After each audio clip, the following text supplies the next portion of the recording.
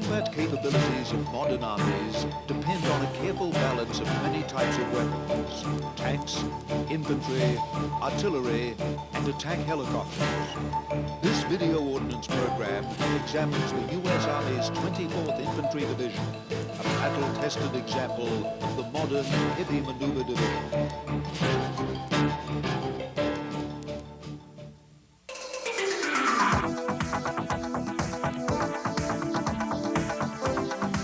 Basic combat formation of modern land armies is the division. Divisions contain all of the elements needed to wage land combat, including infantry, armor, artillery, and other supporting arms. Divisions are substantial in size, from 10,000 to 20,000 troops, nearly 500 armored vehicles, and 2,000 other vehicles. The divisions of today's U.S. Army can be categorized into two groups: the heavy maneuver division, such as armor and mechanized infantry divisions, and the light divisions, including light infantry, airborne, and air assault divisions. The heavy maneuver divisions are the largest and most powerful divisions on today's battlefield, combining a potent mixture of tanks, infantry, artillery, attack helicopters, and logistic support. Two types of heavy maneuver divisions exist: armor divisions and mechanized infantry divisions. The names of these divisions might suggest that they are substantially different in composition and equipment. But in fact, armor and mechanized infantry divisions today are very similar to one another. You'll find that all the heavy divisions, be they infantry or armor, pretty much are a mirror of each other, except for one difference of one battalion, one armor battalion. We'll have a mix of Bradley fighting vehicle infantry battalions and M1 tank battalions. That mix gives us a good balance for firepower, for movement, and for communications, command and control. With that, we'll have self-propelled artillery to back them up. A 155 millimeter plus a battery of MLRS, and the multiple launch rocket system that was so effective in Southwest Asia. There's a battery in each division.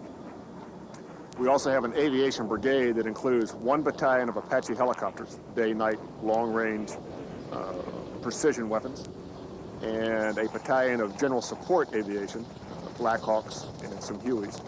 And we also include with that some of the small observation helicopters that are used to designate artillery, precision artillery fires, the OH-58 Delta.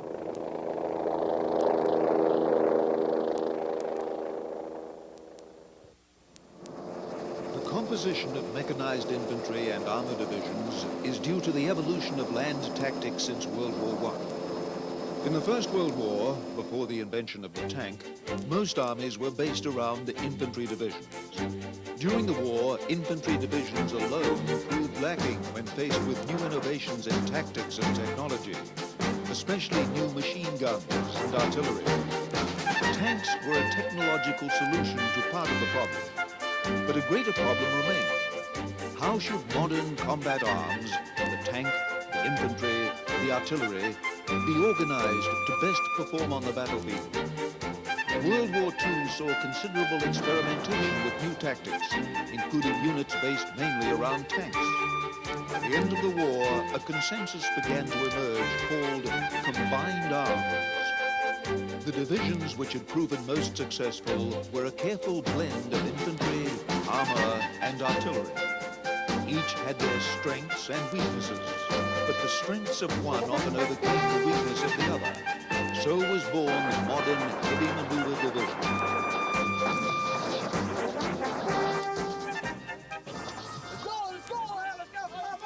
The importance of the maneuver division today does not mean that other forms of combat have been ignored or abandoned.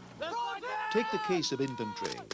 Mechanized infantry is a heavy maneuver version of infantry. But more traditional forms of infantry still exist in the form of light infantry, airborne, and air assault divisions. Heavy maneuver divisions are well suited to high-intensity conflicts, such as in Europe or in the deserts of the Mideast, as was so clearly demonstrated during Operation Desert Storm. But light infantry has proven essential in low-intensity conflicts and guerrilla wars, unsuitable for heavy maneuver divisions. such as Korea, Vietnam, Grenada, and Panama. When you say mech infantry versus light infantry, you will have more guys on the ground in a light infantry unit than you will in a mech infantry unit when you talk about dismounts. And there is terrain where you've got to send the light infantry in, and there are situations where the light infantry can go in, where the maneuverability is not there with the tracked vehicles. You just can't do it. Swamps, the bogged down areas, you can't do it. When you talk about combat in the cities, can we do that in the mech infantry? Yes, we can do that. We can do it very well. The light infantry can do it, and they can do it just as well, in some cases better, because of the number of people they can put on the ground. When you talk about restricted terrain, the mountains, in some cases the jungles, the swamps, the marshy areas, these guys can't go there. But the light infantry can get in there, and there are situations where we've got to put those people in. With our Army configured as it is today, we're prepared for any contingency. And there's a role for the light forces, there's a role for the airborne forces, there's a role for the mech forces. The maneuver divisions are so named for their tactical mobility. The heavy maneuver divisions substitute motor power for human endurance. When I was in a regular infantry unit in Vietnam and so on, I carried a map and would routinely plan on moving 1 to 2 kilometers per hour. In a mechanized or armored division, you carry a map sheet, and let me emphasize the plural of that, and you routinely plan to move 25 to 30 kilometers an hour, routinely.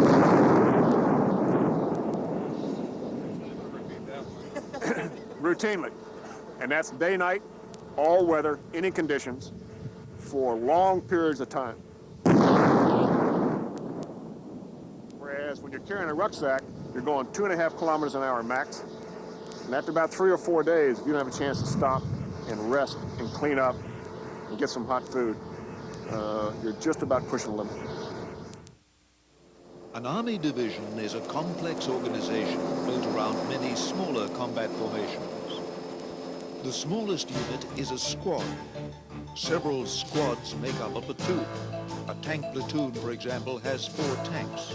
Several platoons form a company. Several companies form the basic maneuver element called a battalion. A tank battalion has over 55 tanks. Several battalions together form a brigade. A division is made up of several brigades.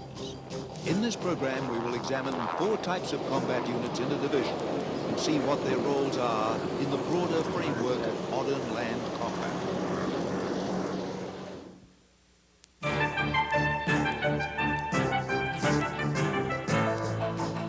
One of the most critical questions in the evolution of modern maneuver tactics has been the relationship of infantry and tanks. Some theorists in World War II thought that the tank would dominate the battlefield by itself. But it soon became apparent that in many situations, tanks without infantry would be vulnerable.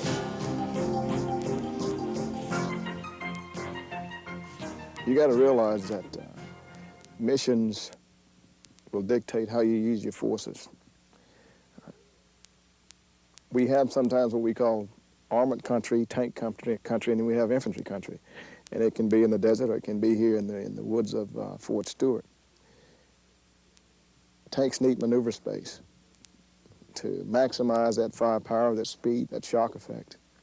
And as long as you got that maneuver space and you can run them hard and you can fire on the move and destroy things and do it rapidly, you don't have a problem. But you're going to hit terrain and you're going to hit enemy, you're going to hit obstacles that the tanks can't maneuver through or get through. There will be terrain. There will be restricted terrain, similar to here at Fort Stewart, that tanks got to line up like ducks in a row and get through there. Well, the enemy can put a tank killer team on the other end of this road, knock out the first tank and stop the entire convoy. Well, that guy has to be eliminated. Tankers will not dismount to go do that. They've got 4-man crews. We can put our mech infantry on the ground They can clear these obstacles. They can clear the resistance in the wood lines. They can clear the resistance in the passes. It's a combined arms team.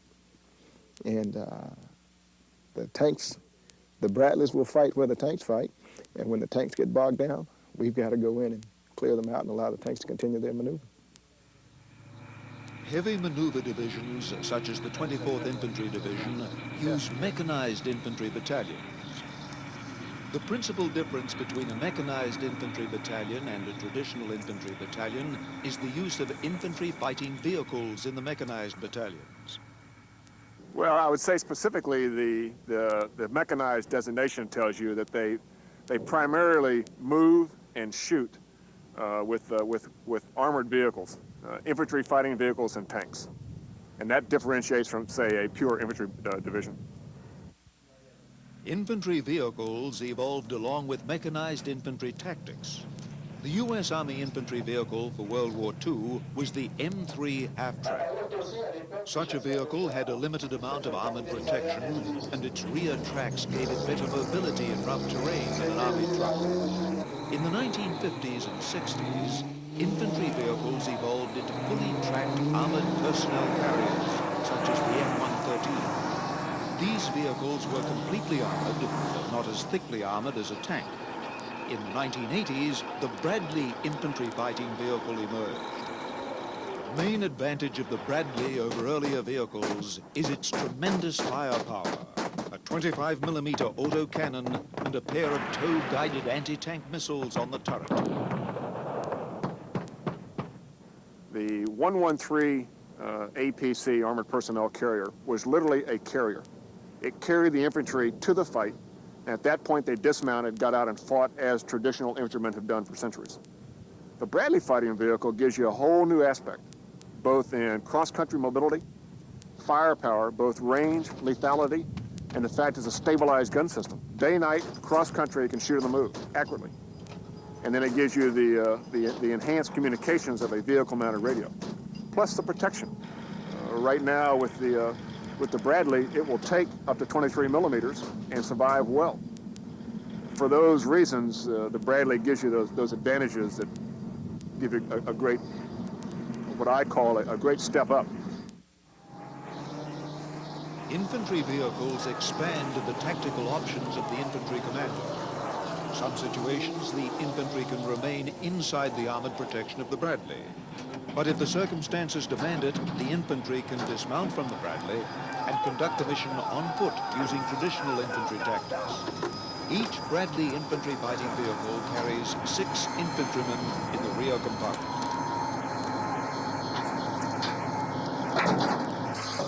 Let's go, let's go! Let's go! Come on, move it! Right side down!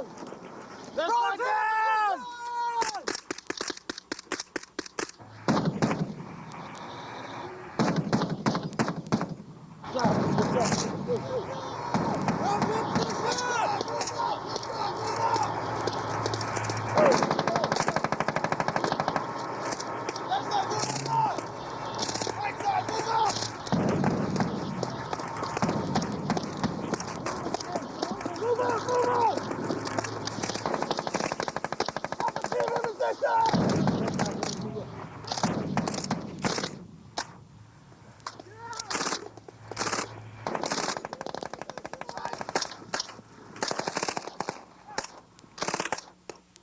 Dismounting the soldiers is going to be a mission requirement.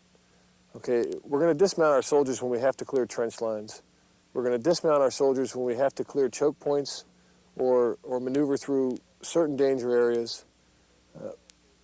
For any on-the-ground hand-to-hand conflicts, naturally you're going to have to dismount the soldiers.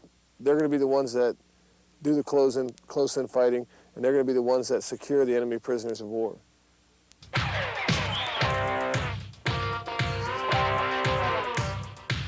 Tanks provide the shock force of modern land armies.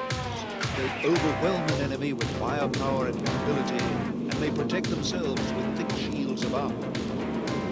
The U.S. Army's current main battle tank is the M1A1 Abrams. The M1A1 is a modernized version of the M1 Abrams, going from a 105mm main gun to a 120mm gun. The latest versions also incorporate important improvements, including added armor protection.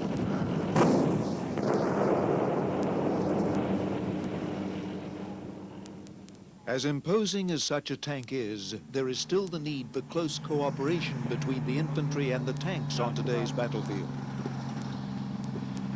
One of the threats that most worries tankers is the enemy infantrymen armed with small portable anti-tank rockets and missiles. When enemy infantry is present, tankers need friendly infantry.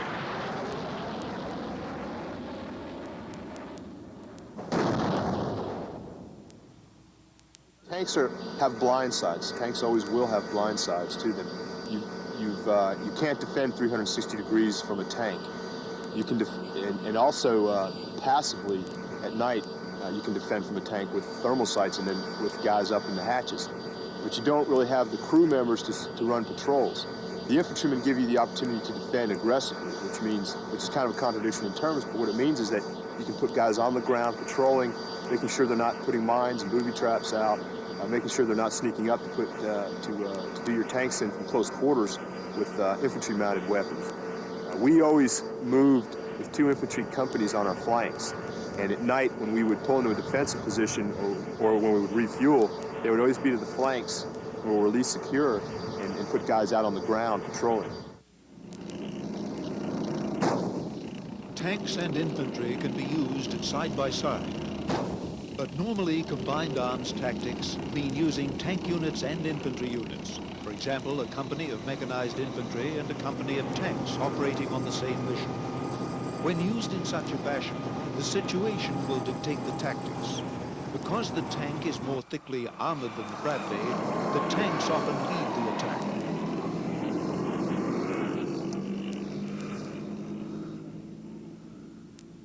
Well, obviously the tank has great firepower and mobility. So from a shock effect, depending on the situation, you would want to, if the enemy situation is unknown, but likely that they have armor forces, probably want to lead with tanks and follow with mech infantry then to develop and to exploit the success of the tanks through the enemy lines.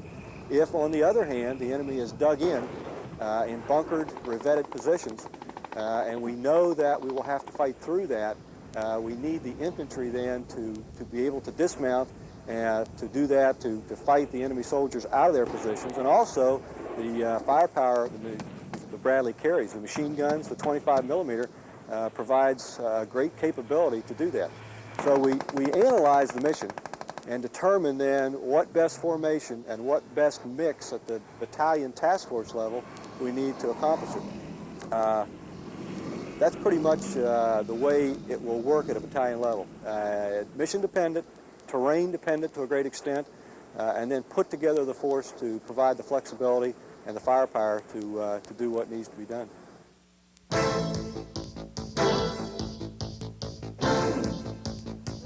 The maneuver division has an impressive amount of firepower at its disposal.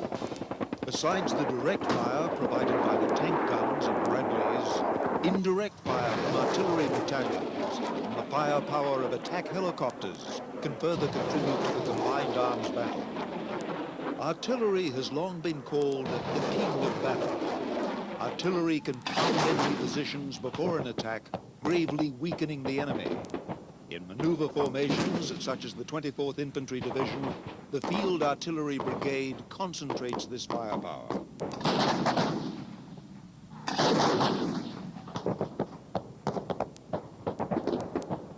Our role is to provide indirect fire support for the maneuver forces. So that means we need to be up with them so that we can fire at targets that that may influence their scheme of maneuver. We need to, basically though, we need to destroy the other enemy's artillery, and we need to be pretty close to the, because of the range of our systems, we don't want to be too far back from maneuver forces. The divisional artillery weapons in maneuver formations are mounted on tracked vehicles to ensure that the artillery can move with the tanks and mechanized infantry. The backbone of the division's artillery is the M109 self-propelled 155mm howitzer. There are 2 battalions of these in the division, totaling 48 howitzers. These battalions can each deliver a ton of projectiles and high explosives in a single salvo. Adding to the punch of the howitzers is a battalion of MLRS artillery rocket launchers. A single one of its 12 rockets can devastate an area the size of a football field.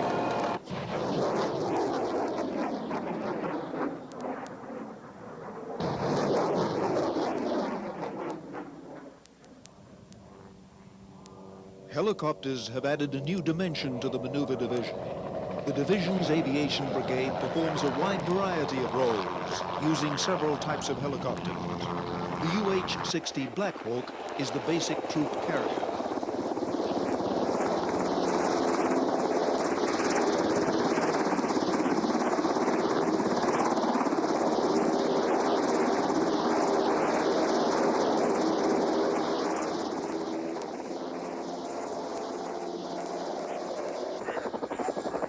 The CH-47 Chinook provides heavy lift capability and can even lift vehicles and light artillery. The AH-64 Apache serves with the division's attack helicopter battalion.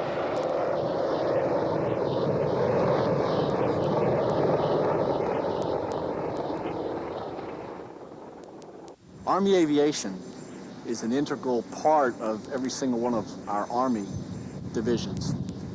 It performs with some 90 assigned helicopters a variety of missions, all the way from general support, which can be anything from carrying critical items of supply to moving personnel about the battlefield, to command and control, to courier type missions, to being out in front, if you will, of the division forces with cavalry, air cavalry, to attack helicopters capable of going and extending the reach of the division commander out in front of his forces. So a variety of missions with a variety of aircraft. For firepower support, nothing matches the AH-64 Apache. A maneuver division, such as the 24th Infantry, has a single Apache attack helicopter battalion with a total of 18 of these helicopters. The Apache can provide the ground forces with 3 main types of firepower. Its 30mm cannon can destroy lightly armored vehicles. Its 2.75-inch rocket pods give it high explosive firepower, much like an airborne artillery platform.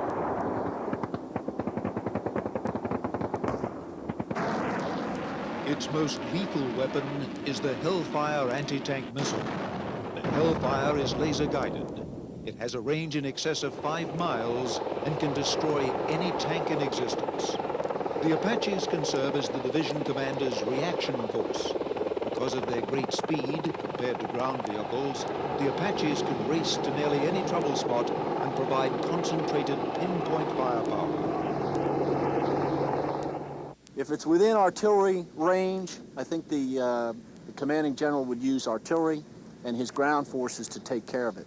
When it's out on the fringes of that capability, then he was use attack helicopters. Now, when you think about the firepower that you get from both artillery, ground forces, and the attack helicopter, it's just a dynamite combination that if you can go out beyond the artillery and start blunting his nose with attack helicopters, by the time he gets to your ground forces, he's attrited to the point where he's not a combat force anymore. So that's the idea.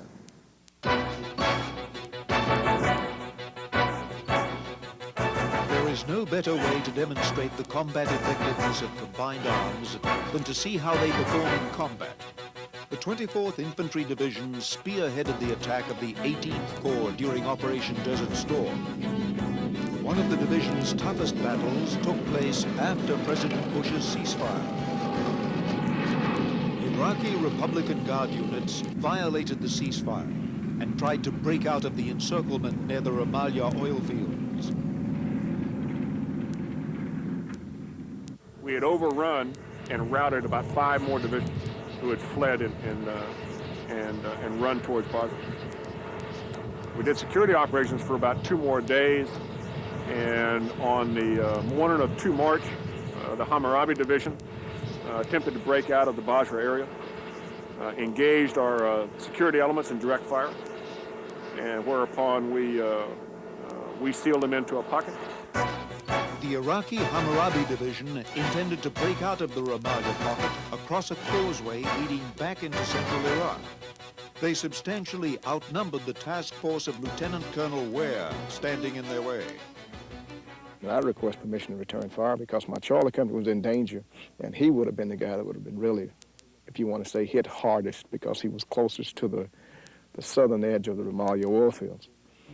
And we got word back from brigade that we could return fire. Just as that word came back, and Sager started going at Charlie company, the tanks that turned on him and tank fire reports came in, reports of tank fire, and there were explosions on the ground down in my Echo company and around Charlie company. I could see them from my position. We had artillery seal off the southern end. MLRS and the 141 did some firing down there too.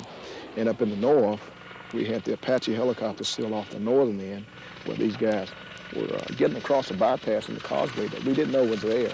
We rolled into the battle position. Alpha Company was already engaging targets. They were almost out of weapons and ordnance.